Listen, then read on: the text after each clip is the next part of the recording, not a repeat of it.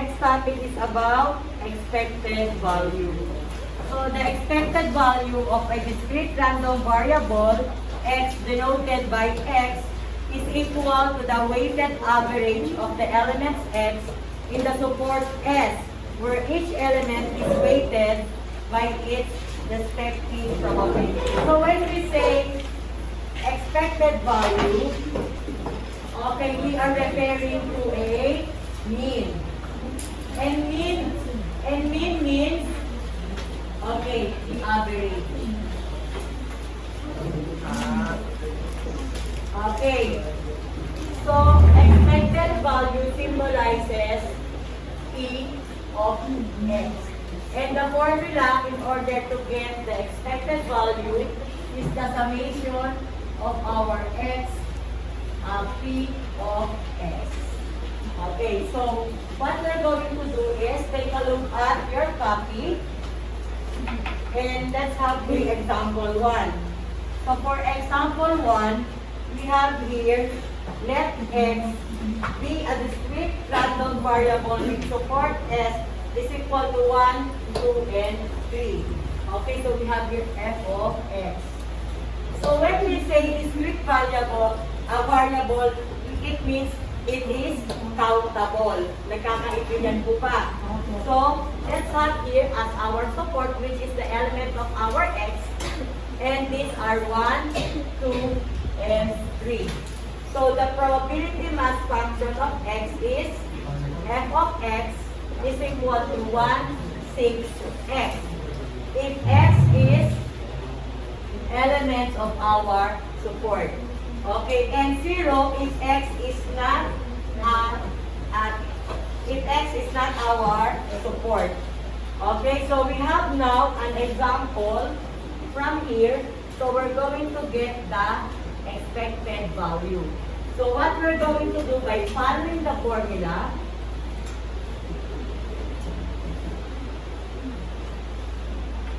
so it means that we're going to have this one x and then our value of our f of x. So it means all the variable of x will be, okay, replaced by our elements in our support. So we have now 1 and then we have 1, 6, 1. Summation po yan ha, it means the total plus 2 times 1, 6, 2 plus 3 times 1, 6, 3. So we can have this one. Pwede na po natin multiply na po the two value of our x and the numerator. So we have 1 times 1 times 1 is 1, 6. Plus 2 times 1 times 2, 4, 6. Plus 3 times 1, 3 times 3, 9. Okay, since we have similar fraction, so add the numerator and copy the denominator. So we have 1 plus 4, plus 9, 14. Okay. Then, divisible by 2. So that will be 7 over 3. Pero this time sa akin, kapag ang sagot natin ay improper fraction, change it into mixed number.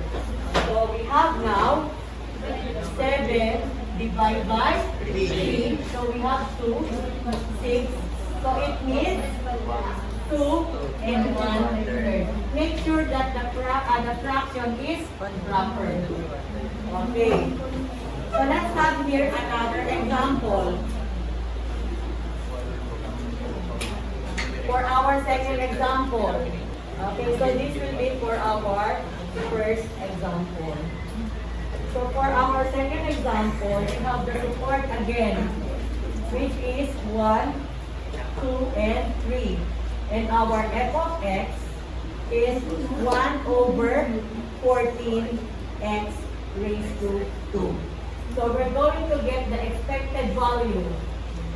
So summation of our x, f of x.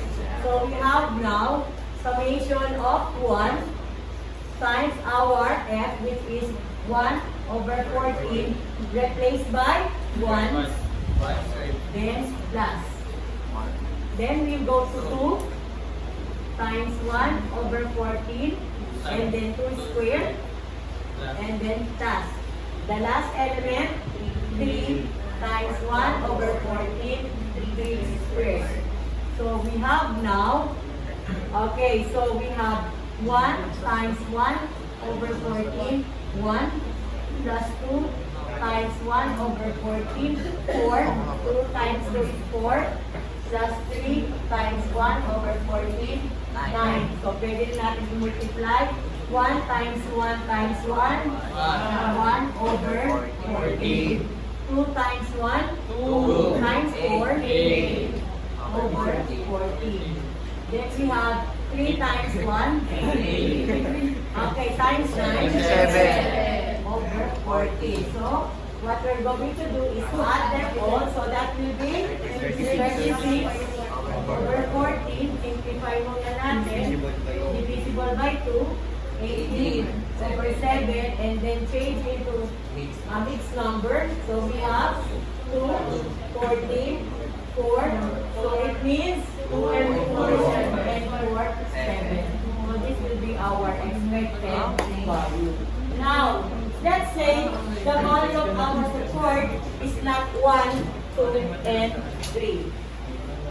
Okay, so let's say we have here our support is, okay, 2, 4, 6, and 8. And then our f of x is 3/5. Then we have 2x minus 1. Okay, so what we're going to do is, okay, find our expected value again by the formula. Okay, so we have here summation. What is the value of our x? 2. So we have 2 times 3/5, and then replace x by 2. So 2 times 2 minus 1. Plus 4, nasusundan, 3 over 5. And then we have 2 times 4 minus 1. Plus 6 times 3/5. Then we have 2 times 6 minus 1. And the last one is 8, 3/5 times 2 times 8 minus 1. Okay, now we have here 2 times 3/5. Then we have 4 minus 1, and that makes 3. Plus 4 times 3/5. We have 8 minus 1. So we have 7. 7. Then we have plus 6 times 3/5. 12 minus 1, 11.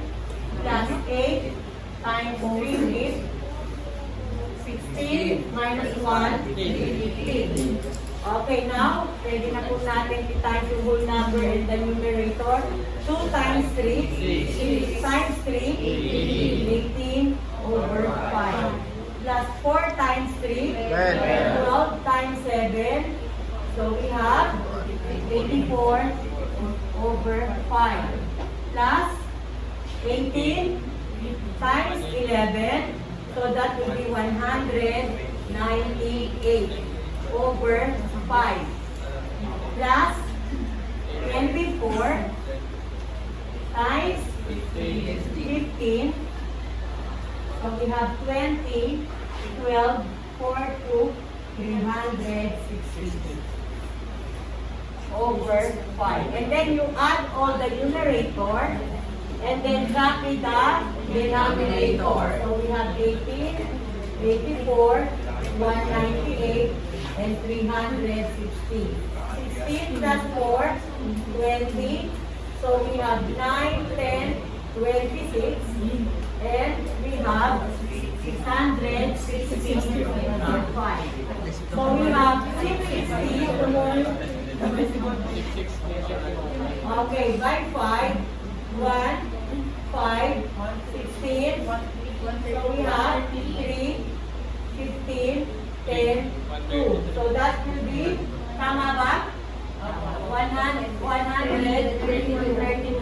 And that will be exact. Okay. So, ayan na po yung ating expected value. So, ganyan na po kasimple yung ating topic 3. Again, all you have to do is take the value of our support to replace our variable x and then perform the operations. Nakakaintindihan po ba? Okay. Expected value, formula muna. Always start with the formula. Okay, so always start with the formula. So we have summation of x, f of x. So we have here y. So we have 1 plus 2 at 1 times 27 times 2, 1 squared minus 3 plus 3 times 27 times 2, 3 raised to 2 minus 3. Then we have plus 5 times 27 times 2 times 5 squared minus 3. And the last one is 7 times 2, 7 times 2 times 7 squared minus 3. So we have now 1 times 2, 7. So we have 2 times 1 minus 3. Plus 3 times 2, 7. Okay, times 2 times 9 minus 3.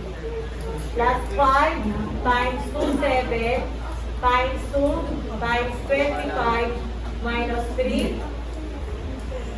And 7 times 2, 7 times 2 times 49 minus 3.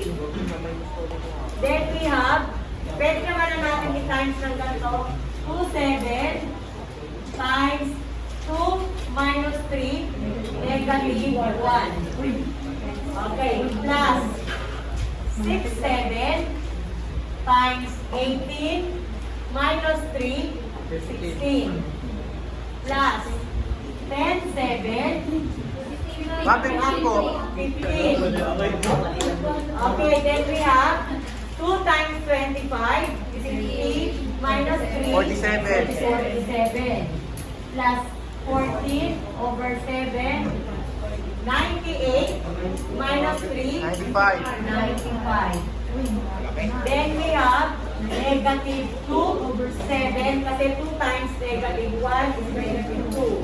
Then 15 times 6 is 90 over 7 plus 470 over 7 plus 95 times 14 36, 38 5, 9 0, 13. So we have 1, tama ba? 1,330. Divide by 7. So we have now, ito na lang, minus 2, but 88 na lang. 88 plus 470 plus 1, 330. So we have 8, 18, 8, 1. So we have 1888 over 7. So 1888 divided by 7, 2. 14. 48. So we have 6. 42. 6. 8. 9. 5. So we have expected value is 169, 5 over 7. Okay. Okay. So listen. Madali lang po yung topic 3. Nagkakaintindihan ba? The problem na lang po is how you perform the operations. Yun lang po. Kasi alam niyo naman ang gagawin. Kaya lang, of course, pag nagkamali kayo ng isa lang, mali na po yung ating expected value. Okay. Now we go to topic 4. Okay, topic 4 naman daw is about mean, variance, Variant na. and standard 4. deviation. Ay. Sabi. Okay. Formula in finding the mean. Okay, by the way, mean po symbol natin parang grade U. Ayan po ang ibig sabihin ng mean. Average. Okay, and then yung formula po niya is, okay, mean is equal to the summation of our x, p of x. Okay, yan po yung formula in getting our mean. Variance naman po, yung kanya naman po symbol. Okay, and the formula is the summation of our square of the difference of our x and our mean times our p of x. And then we have the standard deviation.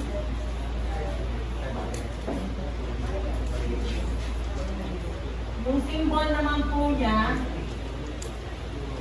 Okay. And then of course, kukunin lang natin yung square root ng ating variance. Okay.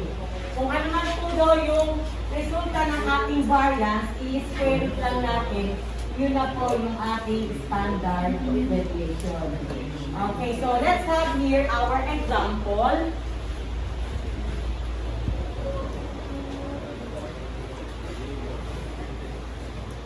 Okay, so we have here from our example, let's say we have here the table. Okay, yung ating tabular table po daw.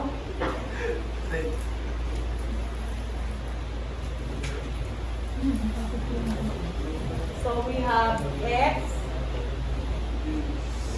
and then we have p of x.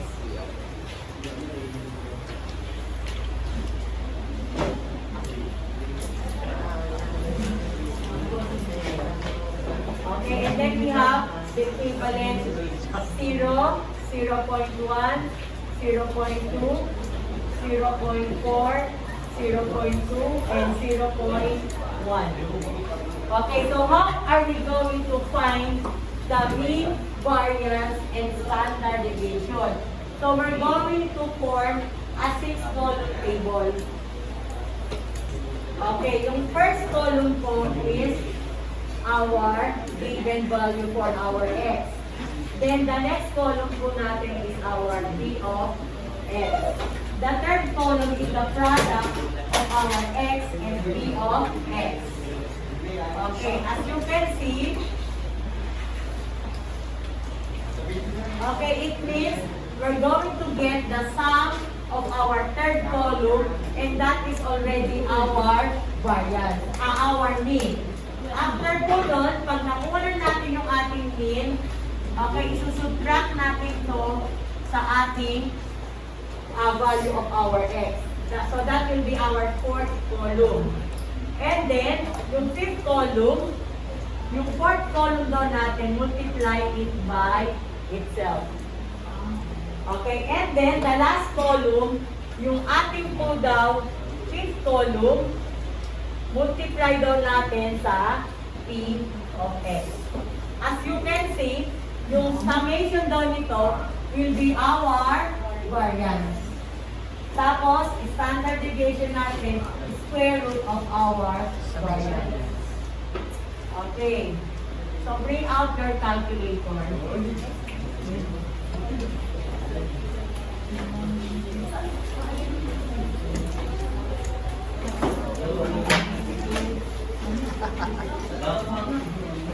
Okay, so we have here 0, 1, 2, 3, 3.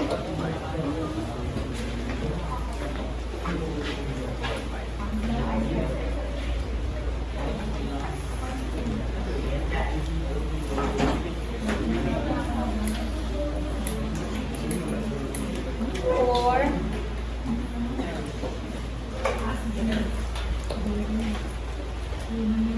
Okay, 5. So again, ang unit pala natin dito, ito po ay 2 decimal places. Ito po ay 4 decimal places. Ito ay 6 decimal places. Nearest. Okay, so let's have here our second column. Just copy lang po yung nasa tabular form natin. 0, 0.1, 0.2, 0.4, 0.2, and 0.1. Okay, so get the product of our first and second column. 0 times 0 is 0. 1 times 0.1, 0.1. 2 times 0.2, 0.4. 3 times 0.4, 1.2. And then 4 times 0.2, 0.8. And then 5 times 0.1, 0.5. And then we're going to get the sum of our third column. So that will be 10, 20. So we have 3.0 for our total. Tama po ba? So we have 10, 20. Okay, so 3. Okay, next po. Our mean. So our mean will be, start with our formula. And then we have here summation of 3.0. So our mean is 3.0.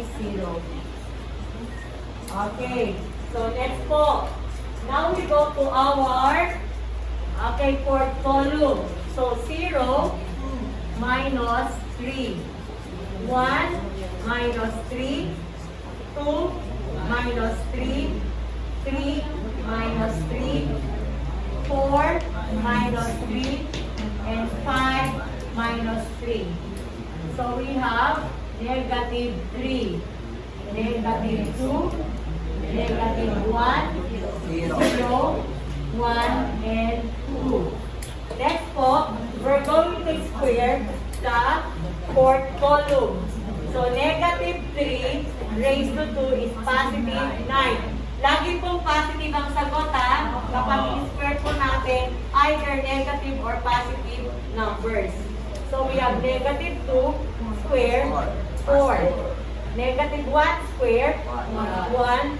0 square, 1 square, and 2 square, 4. Next po, multiply daw natin yung fifth column sa second column. So that will be 9 times 0 is 0. Then we have 4 times 0.1 is what? 0.4. Then we have 1 times 0.2, 0.2. Then we have 0, times 0.4. Tama ba? Is 0. 1 times 0.2 is 0.2.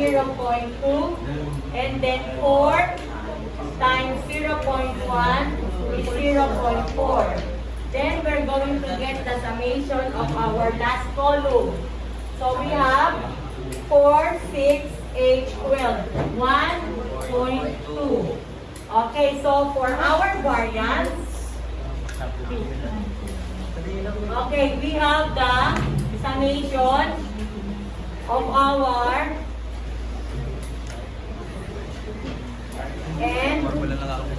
and that will be 1.2.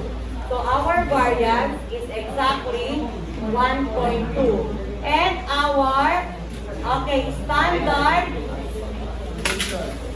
deviation is the square root of our variance. So that will be square root of 1.2. So from your calculator, ano daw yung square root ng 1.2?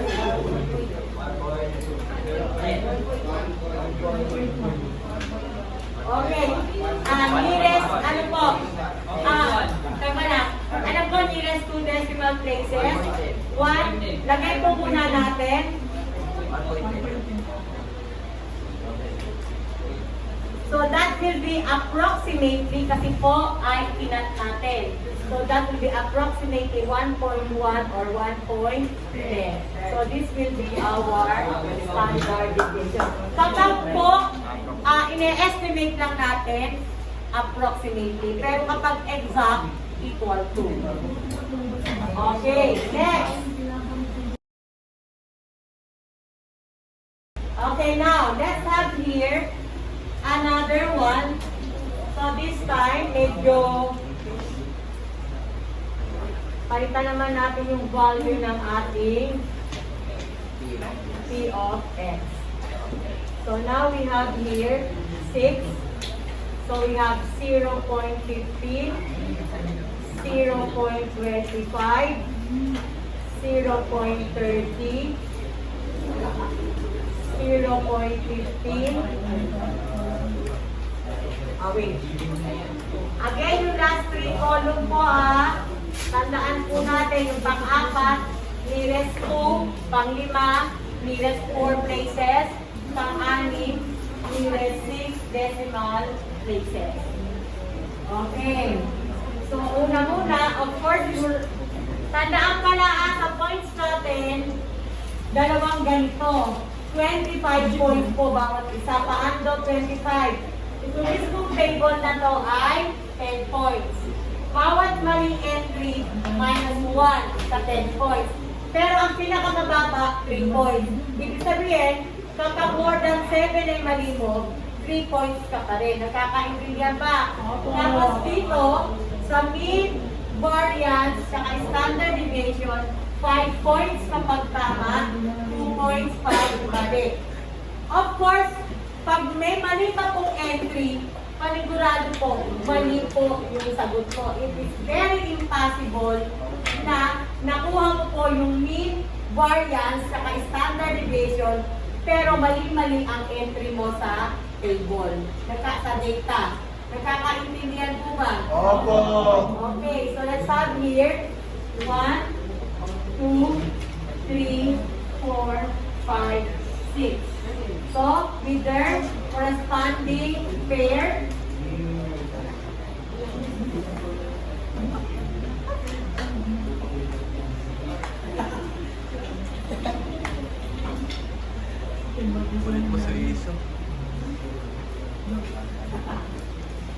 okay, and then we multiply.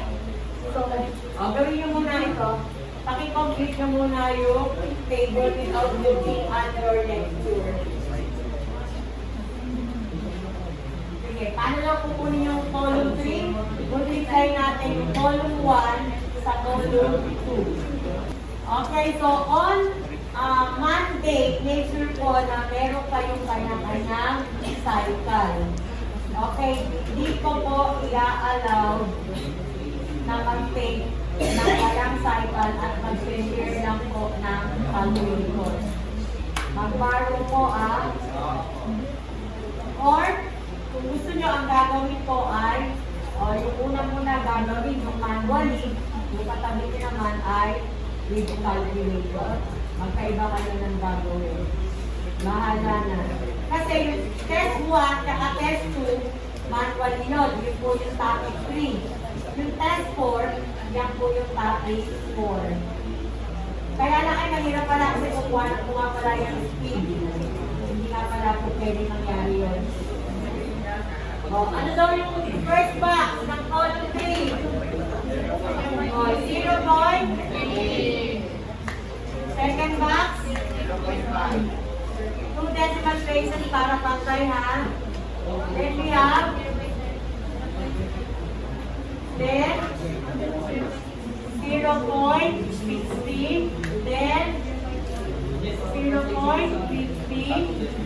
and 0.30. Okay. So we're going to get the sum of our third column. Ano po yung total nito? Ano po? Ano yung total? 2.9. Ano po? 2.95. Ano? 2.95? Opo. Okay. So, ibig sabihin, dito, ilalagay natin, summation is 2.95. Therefore, our mean is exactly 2.95. O, after natin makuha yung mean, anong gagawin natin dito? Susulat 1 minus 2.95. 1 by 1. Susulat to dahil your paper speaks for yourself.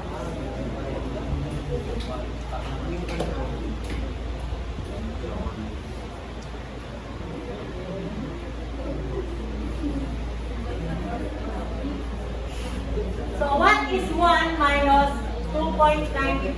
Negative 1.95. Okay, listen carefully. Hindi pa po pwedeng ito agad ang ilalagay mo. Kasi di ba, ang tanong dyan, saan mo kinuha yung negative 1.95? And it means, yung 1 po, minus mo sa 2.95. Ba't di mo sinulat? Nagkakaintindihan po ba? Kasi nga, di ba, your paper speaks for yourself. Kailangan po, lakihan po yung ano ko. Ate, may naka-ready made na rin po. Meron na po. Opo, enough space naman po yun para magkasya. Huwag lang naman yung sobrang lalaki na sulat ninyo. Kayo ang mag-a-adjust, hindi yung papel. Nakakaintindihan ba? O, mag-deploy na po to. O, ano sagot dito? Negative 0.95. Dito. 1.95. O, Ay! 0.05. 0.5. Ito. 1.05. Ito. 2.05. And the last one, 3.05. Ito, negative 1.95 square. Negative 0.95 square. 0.05 square. 1.05 square. 2.05 square. And 3.05 square. So, ano daw ang sagot dito? Oy, always positive po dito. 3.80. Ano po, 4 decimal places? 3.80. Okay. The next box. O sige, gawin mo na. O, ano yung third box? 2 Buko lang tatlo. And 2.5. Mag-move yan ng pangatlo, di ba ba? Opo, pangatlo. Ano yan? Ano nakalagay? 2.5? Raise to negative 3. Mag-move lang. Ibig sabihin, move mo lang ng Bakanan. tatlo. Ay, ulit. Ay, baka daw ako. Magiging. Ito ako. 1, 2, 3. Ayan po ang value niya. Mawawala na yung decimal dyan. Minugpo po natin mula dito, this is 5. Okay. Mula dito, imumove natin ang tatlo papuntang left. Opo. Okay, kasi ito po ay ano Negative. ang tawag dito? Negative. Scientific notation, di ba?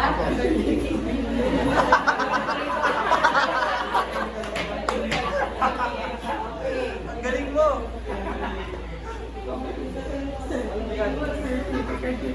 O, ano na dito? 0.0025. Sure kayo dyan, ha? Opo. O, dito. 1.1025. Next. 4.2025. 4.2025. Next.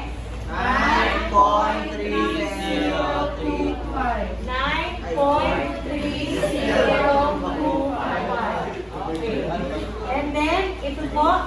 Column 5 times column 2. Column 5. Susundan lang natin yung headings. Ayan o. Di ba ito yung column 5? Ito yung column 2. Opo. So, i-multiply lang ibig sabihin nun. So, ibig sabihin, dito, direkta na ha. Okay. 3.8025 times 0.15. Ganun po yun. 1 by 1. 6 decimal places ha. So, 6 decimal places. 0.570375. 0.575. Opo. Next column. 225, 625, 625, 25. 5.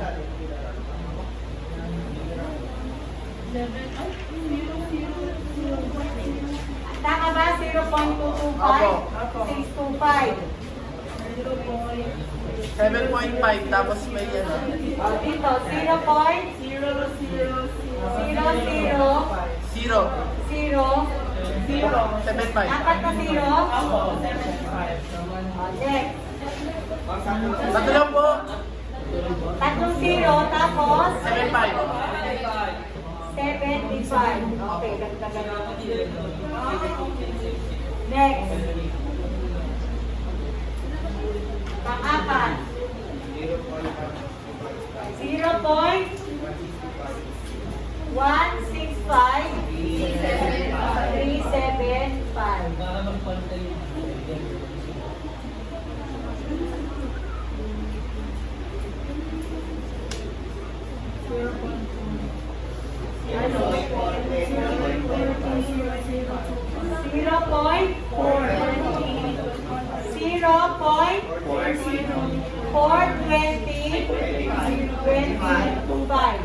Ganyan po? Oo. Okay, lagyan lang natin ng 0. Para anin. And the last one? 5125.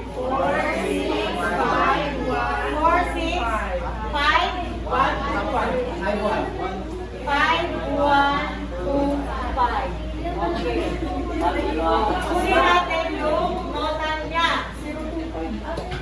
Tama yung mga number na binigay nyo, ha? Alin? Sa pang-apat? Dito. Wala mo ba? 0.420. Tayo dito, may 0 pa dito. Yung 420 po, 0 po dapat. Dalawang 0. Ay, na, hindi na nakatigil. 420, isa pang 0. Hindi. Ano ba? Ayusin ninyo. Ulit. 4.2025 times 0.1. Oh. I think hindi mabago kasi 0.1 eh. Tama yung mga na. 420. Tama lang ma'am, yung kanina. Tama lang po yung kanina ma'am. Ma'am, tama yung kanina. May 0 dito. Okay na po yun. 420. Anim lang kasi ma'am ito. Ayan po. Okay. Ano po? 1.75 ba? 1.8475. Okay. Next po. So, dito po tayo sa ating variance. So, we have, ano yung total niya? 1.8475. So, our variance, and the symbol, approximately 1.85. 2 decimal places. Nagkakaintindihan ba? Next po, dito, ilalagay natin muna yung original. 1.8475. Tapos, kunin natin yung kanya pong square root.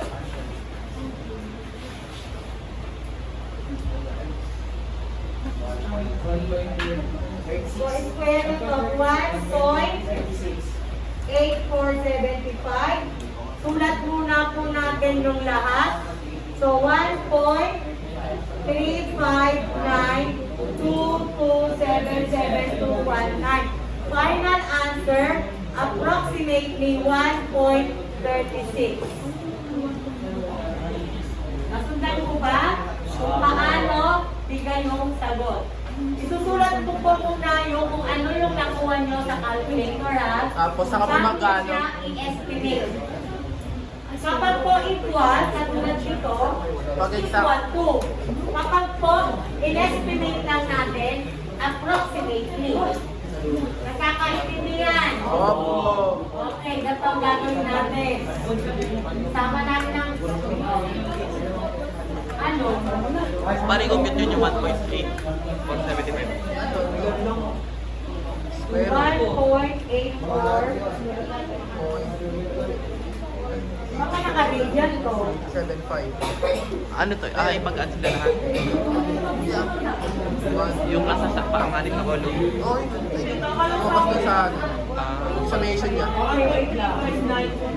Tapos square root yun. Oh, square root mo yung 1.8475. Tapos, ang sasagot kasi dyan, 1.3592277. Pero, ikakat mo siya. So, 2 decimal places, 1.35. Square root mo kasi kasunod ng 59. Kaya naging 1.36. Tapos ano yun? Approximate.